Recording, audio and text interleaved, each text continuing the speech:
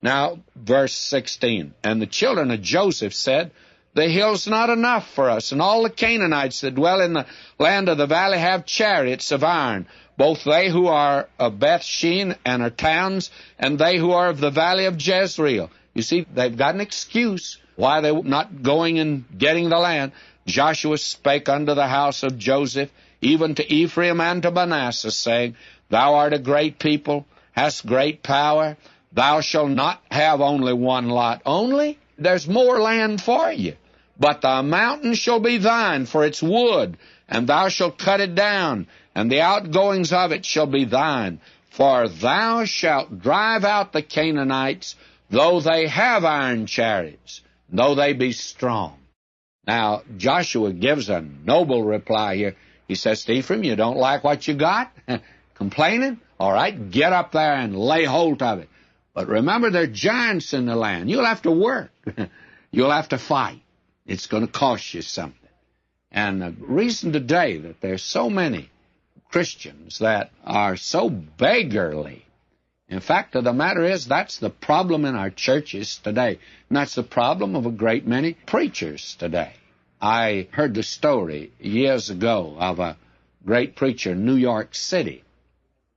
And he was taking a vacation up in northern New York, in the northern part of the state. He was in a little country town. On Sunday, he went to church that morning, and there was a young preacher there.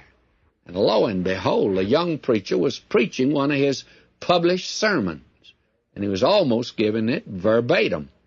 And when the young man came out after the sermon, shaking hands at the door, why, this preacher went by from New York, the famous preacher, and he shook hands with him, and he said, Young man, I enjoyed that sermon today. How long did it take you to prepare it? And the young man said, Oh, it didn't take me about 3 hours. And this man says, That's strange. It took me 8 hours. You see, friends, if you're going to lay hold of spiritual blessings, you're really going to have to work at it.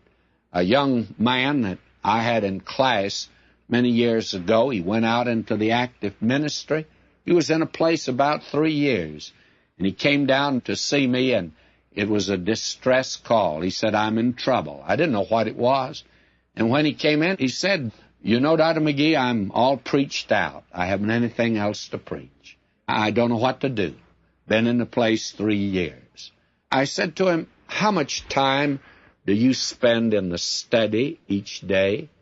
Well, he said, I don't spend very much time. I wouldn't be able to tell you, but it's not very much. I said, How much time do you spend preparing a sermon? Oh, he said, maybe an hour. I said, Just an hour? Yes. Well, I said to him, That's the reason that you run out. That's the reason you're through. He said then to me, How long do you spend preparing a message? And you've been at it now for some time. And I said, Yes.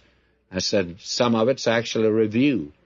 But I said, I never preach a sermon that I don't spend 8 hours, and some of them I've spent as much as 20 hours. Now, it may not look like it when you listen to them, but that's the time that I spent in getting up.